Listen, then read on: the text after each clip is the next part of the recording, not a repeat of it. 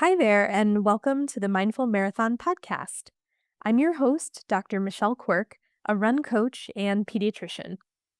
Mindful Marathon is all about helping runners of all types to run their own race. Whether you are a seasoned runner or you're just getting started, I want to let you know that you're welcome here and that you're in the right place.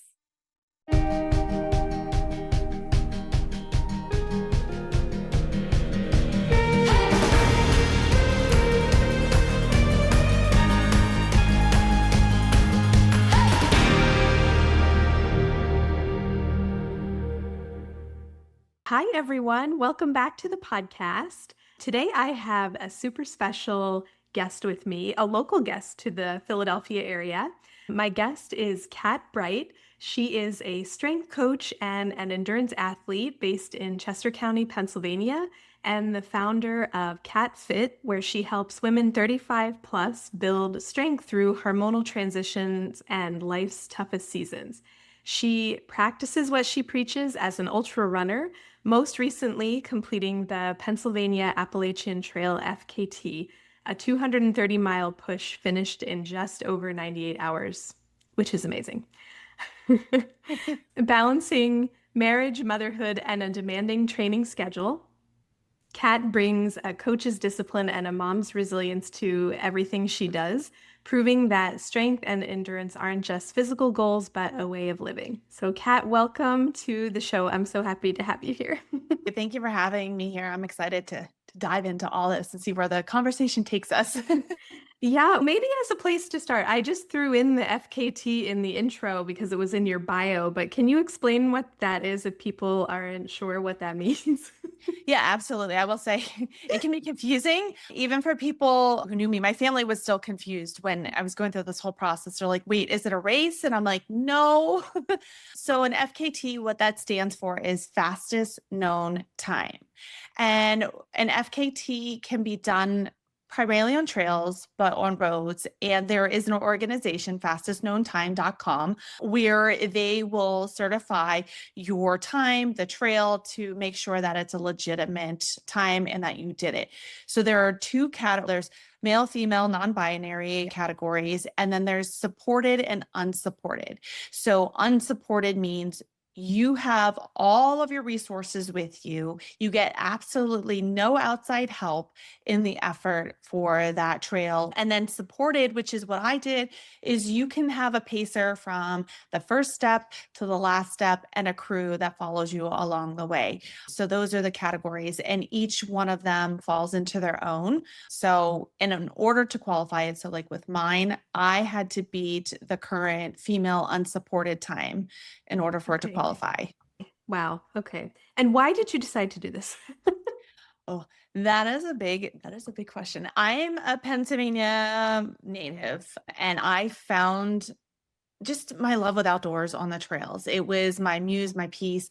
Running became my sport. I fell in love with running at age 11 and started out in track and field, still loved the trails, loved hiking. And there were some times in my teens where I like ripped it. I was like, why are we in nature? This is ridiculous. And then always had this aspiration of doing the entire segment of Pennsylvania on the Appalachian Trail. Big bucket list would be to do the whole entire Appalachian Trail, probably not for an FKT, Yeah, but it's long. just to hike it. Yeah.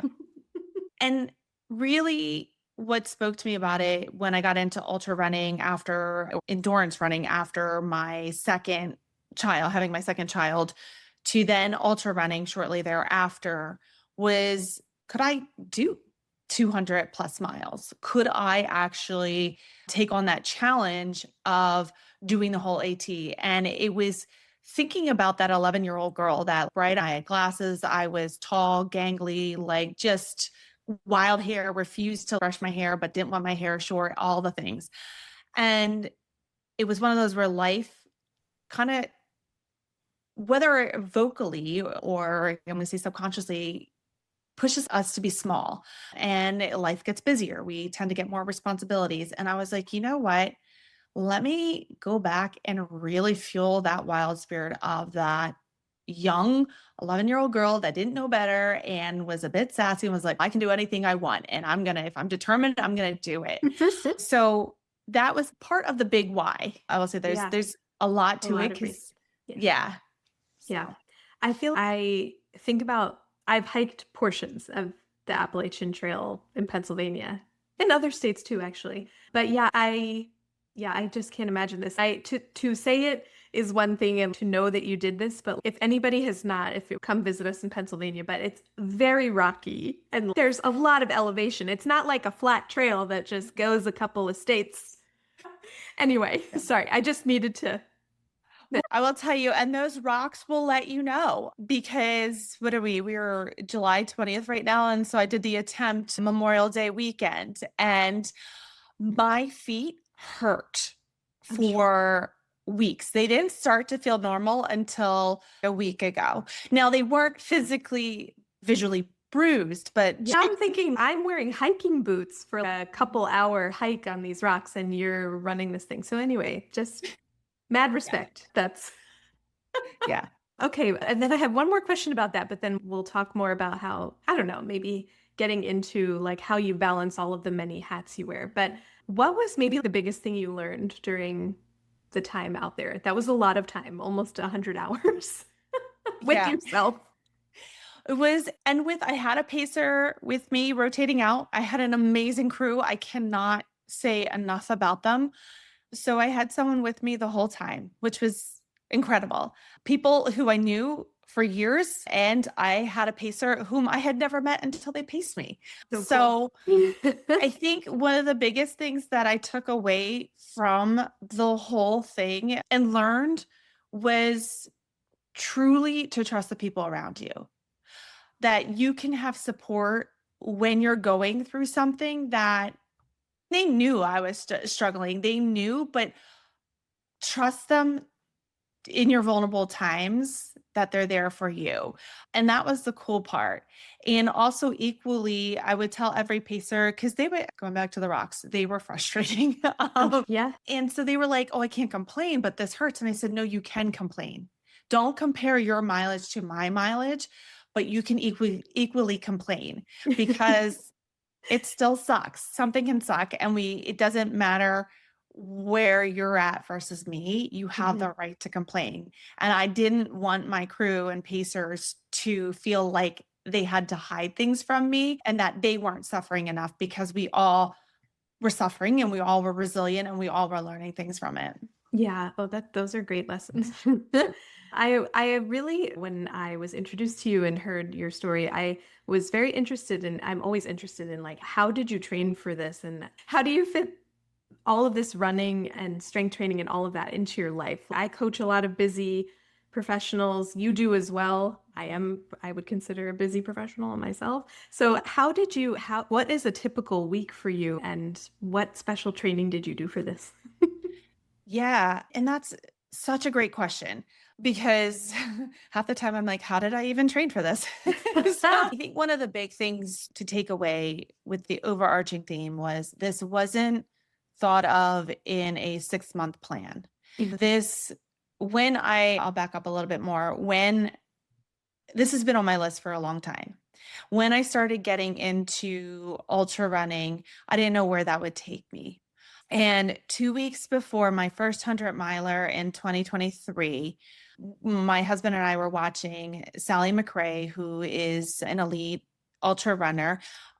She did a documentary on her first time running Cocodona 250, so 250-mile race in Arizona. And we were watching that, and my kids came in before they were going to bed and they were enthralled by it. They were like, oh my goodness, this is amazing. So as they do, and they've challenged me a lot, they're like, Mom, you can do that. I'm like, guys, hi, I've only ever done 60 miles. Let me get through a first 100 miler here before we even move on to maybe 200 miles. And they challenged me and they learned that she was 45 at the time. I was 41 and I'm 44 now. And they're like, before you're 45, Mom, we want you to do a 200 miler. And I was like, Wow. oh, Wow. okay then. Pressure So from the kids. yes, exactly. Ran my first 100 miler, finished it. And then there was that question mark. I wanted more. I was like, I know I can do more. And I tossed around a lot of different things, but it was like, and I kind of had a family meeting. I said, in order for us all to, they're busy too. They've got sports. They're now 12 and 15.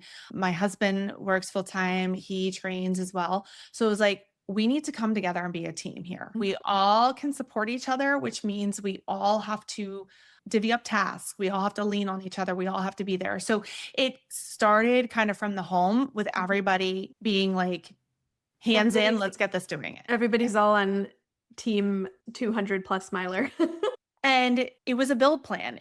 Many times I didn't fully, my coach knew. I do have a running coach. I outsourced that because I was like, I can write my plan, but I second guess it all the time. And I was like, I'll write my strength plan. I was like, I'm outsourcing for running. I know I can, but I need to take it off my plate.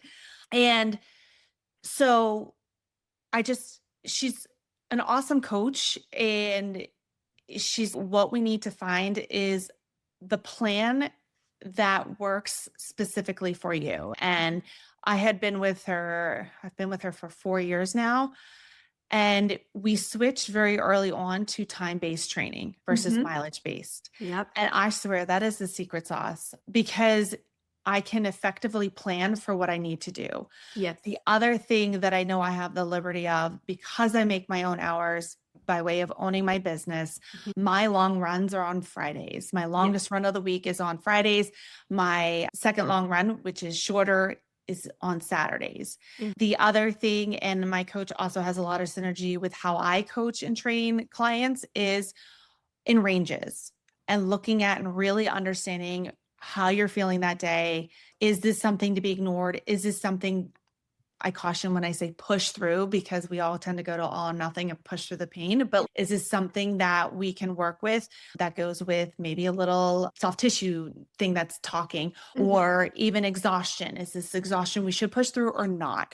So I took the time leading up to this. I was like, if I'm ever going to do 200 plus, whatever that looked like, I need to make sure that I go through the training with as much energy as I can, because it is fatiguing. Yes. And the least strain on running a business, being a mom, being the mom taxi, holding down the house, and being 100% to myself as well. Because I am historically a chronic burnouter with work, with all things life, that I needed to go through this without doing it and without losing my passion for running and without it consuming my entire life. So it was time-based. And honestly, I have low mileage compared to a lot of people, but it works with me. What I have is years of training behind it. Yes. So that's a big umbrella of like how it all came together. Yeah, So. no, that's great. I love the reflections on the training. I love a time-based approach if it works well for the athlete. I know some people love it. Some people struggle with it because they like to see that mileage on paper. And I think that's my type A, recovering perfectionist. I need to reach these miles. And I have gotten more flexible with my own training over the years to be like, all right, if I have a time-based goal, I will go easy, right? If it's my easy run, I'm going to level of effort, and I may cover 3 miles. I may cover 5 miles. It depends. Right. Oh, 100%. And I think to the point, so when I first started working with my coach, I was obsessed with data and numbers. It was to the point where I was like, I only went out and did 4 miles. That's a trash run. That doesn't even count. To the point where I was like self-persecuting. Yeah. And so it was crippling me to get me to not to continue in ultras, but it was really putting a dark cloud over something that brings me so much joy. Yeah. And it was hard to break up with the numbers, but it was also necessary because now I know I'm like, okay, my body's feeling this way. So we're going to be running at maybe this many miles per hour. So I can put it to mile. And I was like, and there is that little voice that's like, oh, but you should. And I'm like, quiet down. We're all good here. Because not one run or one workout that is going to get you to that goal time or that goal distance. It's all of the workouts. And as I tell my clients, most of your workouts are going to feel this kind of sucks. Not sucks in a way of unbearable, I don't want to do it, but maybe just boring. Like boring. It's just, you're not going through the motions, but you're like, I'm doing the work. There's no real, this is on fire. I feel in the flow state. That's few and far between. And If you can get comfortable with that, meh, we're here, we're doing the work. Yeah. I think it just helps you keep plugged in for the long haul. So. Yeah. No, I love all of that. You were talking about how you have a history of going all in and burning out on things. I think that that is me as well. But many of my listeners, and I coach a lot of women physicians who are like me, and I think that is our default setting somehow. So, how do you know? I don't know. I feel like resilience is like a big topic when we talk about burnout, but how do you know, like, when you're running this much and you have these big goals, how do you know that you're building resilience versus running yourself into the ground? I feel like it's a fine line sometimes. So, what other things do you pay attention to?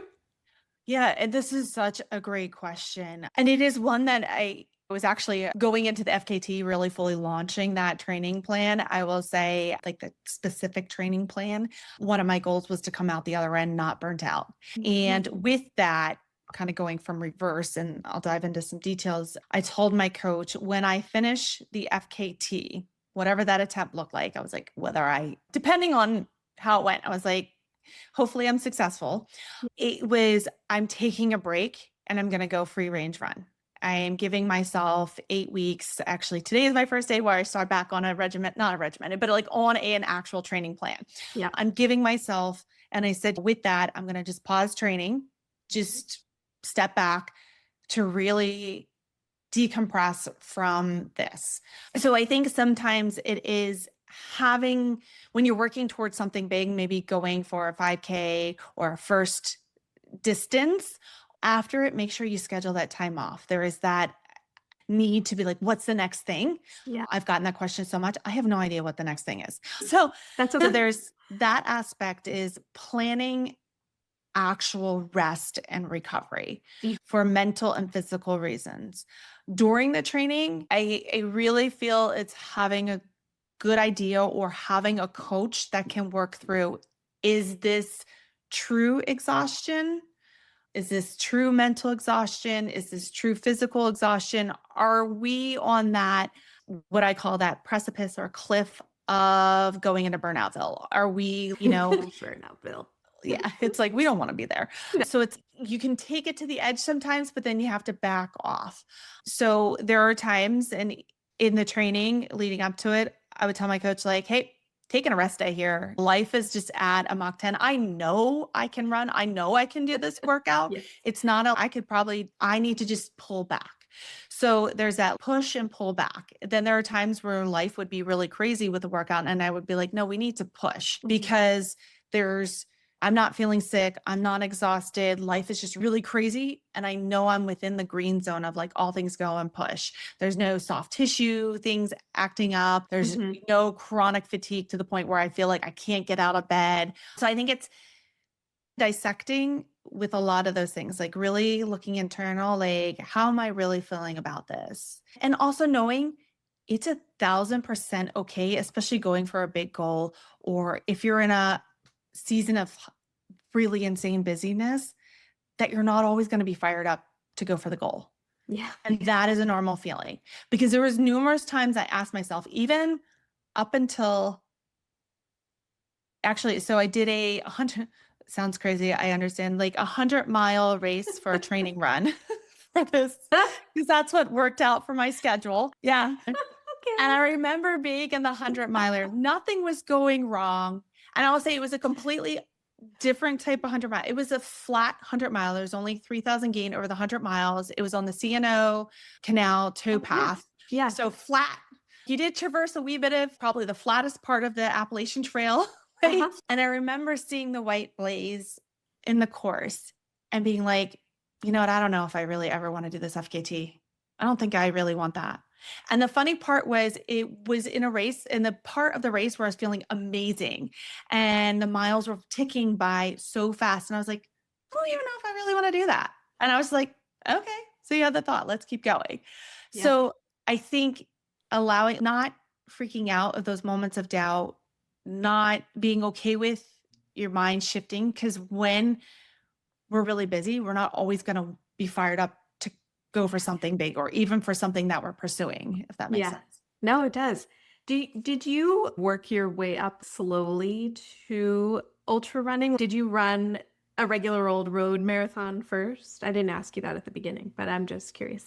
Yeah. So I did. So I Okay. started with a half marathon. I've actually, the only distance I've never officially run in a race is a 10K. So, You could or 10. eat that as a little snack, but yeah. Although it scares me, I'm like, oh my gosh, that's got to be fast. So yeah, so I started off, I did a handful of half marathons and then I did several road marathons. And then 2 weeks after, so in 2019, 2 weeks, not 2 weeks after, 4 weeks after the Philly Marathon, I ran my first 50K in December Oh, of okay. 2019. Okay, very cool. Yeah, yeah. Yeah. You didn't just wake up with this idea in your head to go, yeah, okay. All right, to go Yeah. 230 miles. It Just was for everybody listening, there was some escalation towards this. It wasn't just a all right, this is what we do now. yes. I think it's so hard for someone listening who is maybe, I don't know, a newer runner or a beginner or someone who is even afraid to take to the start line of a 5K, for example, or they are getting back into running after a very long break. We were talking before we started recording about runners who were athletes in high school or college and have attachment to that piece of themselves, like that runner who was in another era. And so, do you have advice for anyone who is? Because I feel like some people are listening, like, oh my gosh, that just sounds crazy. I would never run 100 miles or 200 miles. That's just way in another universe. But for someone who's afraid to get back into the sport or afraid to take to the start line of a first 5K, any advice that you have for them? Yeah, I think one of the things to really recognize is that's 1,000% normal. It's something honestly, like in efforts of being fully transparent here, even though yes, my proper training plan starts today, it is a weird space to be re-entering. Okay. It is like you did this with someone with a history with running and there was a pause, whether it be intentional injury, pregnancy, life, etc. It can feel awkward and weird to re-enter the space. Or maybe someone who has never entered this space, and maybe there is that internal dialogue of, I was never an athlete. I was told I was unathletic. I didn't have athletic genes in me, but I really crave to do this. Those are all normal feelings. This is something that, and I believe said this in one of her post Cocodona interviews. So she's won Cocodona 3 years in a row. And this year she won it overall.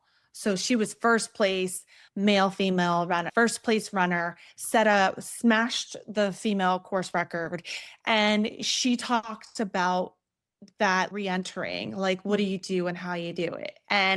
But it is a normal thing. And I think find a space to block out and tune into you and your own voice. A brief story, which is a big story. So I say I've been a lifetime athlete. I was a college athlete. I was actually a sprinter jumper in college. Always stayed athletic all the way up until my second pregnancy, where I was blindsided by a high risk pregnancy and spent the entire pregnancy on bed rest. Okay. Then I had a lot of postpartum complications with that. So it was almost an entire year of inactivity. I got to a point where being an athlete, you just are like, yeah, I can call upon my body to do maybe not whatever, but you don't have that like, can I do this? Can I not? You're like, yeah, I'm going to go do this. And running, I don't want to say came natural to me. I had to work with a lot of things, but it was like, that was my muse. That was my peace. That was what brought me joy. During the pregnancy, when I was on bed rest, I had one of my favorite tracks in college that I competed on, and I would just run laps mentally when life was getting stressful. So it was like, I'm running laps or I'm running workouts in my mind. Yep. So when I went out for my first run, it was so intimidating. It was like riding a bike for the first time after a lot of years. It was shaky. It was weird. And I remember I tripped or something. I don't know what. I fell and my knee was cut. And I just remember being like, I can't run anymore. This is ridiculous. What am I doing here? I'm never going to run again, etc. And I got to a point where it was just like, no, this little tiny voice was like, no, you can do this. You can do this. You're worth it. Just get up. Just do this. And I remember, I don't know how long I was there sitting on the sidewalk, but it was like, feels like forever. But it's that point where it was like, whenever I feel like I can't re-enter it, or my advice, long-winded advice, is tune into what is really telling you, that little voice inside of you, and really lean into that voice of what it says, because that little voice in that time, in that period. So my younger son is 12 years old. So that was in fall of 2014 when that happened. I go back to that all the time when I feel lost, when I feel like, even on the AT, I was like, I don't know if I can take another step. It was like, no, you got this. Just take the next step. Because yes, we feel like other people may be judging us, or even, oh, I'll use me. She did 230 miles. It's easy for her to say, no, we're all Yeah. we're all human, and take the risks because you're so worth it, and really tune in and believe in yourself. Because if you have other people out there saying you can't, what are they not doing? And who cares? Because truly it is amazing and you can totally do it. Just Yeah. take the next step. Yeah. And many people are on the couch and looking at you taking that one step, being like, that is amazing. So great advice. Yeah, it's just, and as I tell my clients, because I have a lot of clients who are like, I want to get back into running. I used to run. I'm like, amazing. Yep. And then I hear that, but I'm not a runner But like you would. I'm like, no, you are. Stop. yeah. And so I just tell them, I'm like, okay, here's what we're going to do. And I said, this is a game I play with myself all the time. Even though I enjoy running, there are times where I'm like, I don't want to run. Yes, me too. And there are days I don't want to get up and put my sneakers on either. Exactly. So I'm like, carrot yourself. Be like, I'm going to get out of bed. I'm going to sit up and take a deep breath. I'm going to put my feet on the floor, and I'm going to take the however many steps to the bathroom. I'm going to put my clothes on and just take yourself to the next step. For many miles, way too many miles on the Appalachian Trail, is like, we're just going to the next tree or the next rock. Yeah. And out of all of that, one of the biggest sayings that came was, we were at one point, and it was daylight. Yeah, it was daylight on that day. We were just shouting, to the blaze, and just running to the next blaze, and to the next blaze, to the next blaze. Yep. Yep. Nope. It works. It works. Yes. For anybody who listened, it's a long story that I won't repeat here, but my husband and I did an Ironman 70.3 last summer, and the swim was pretty treacherous. It was in a lake. Anyway, it was windy. There were waves. It was not good. And my mantra became just get to the next buoy for, I don't know, 20 buoys. Yeah. But we did it. Yeah. Yep. It's huge.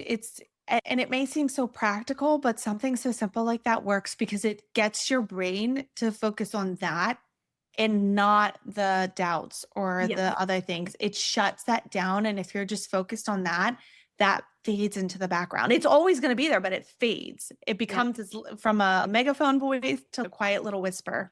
Yeah, no, it's great. All right, before I let you go, do you have a favorite running book? There's a lot. So one of my favorite ones, and I love it on audiobook, and I've listened to it 4 times, is North by Scott Jurek and Jenny Jurek. And the cool thing about audiobook is they both read it. And it's such, even if you're not a runner, they talk so much about their personal life and the intersection that they were at in their marriage and building a family. And it's about the Appalachian Trail and his FKT on the Appalachian Trail that he did do. So highly recommend. It's great for running. I listened to it in my first 100 miler. It was amazing. You can get done with a lot of books that way. Yes, you can. Okay, now tell everybody. First of all, you have a podcast. Tell us about that and tell us where we can find you. Yeah. So I have a podcast. It's called Miles from Her View. All things strength training, running, nutrition, sports psych. So you can find that on any Apple, Spotify, all over. I'll link it in the show notes too. Yeah. And there's an episode that I deep dive into my why behind the FKT if you want to hear more about that. So that's in there as well. Yeah. So there's that. On Instagram, it is confusing, but I have 2 Instagram handles. So my business is CatFit. My Instagram handle for that is @CatFitStrength. My more running and what my training page about me is Miles from Review. So same thing. Got it. Okay. All right. And you coach virtually as well as locally?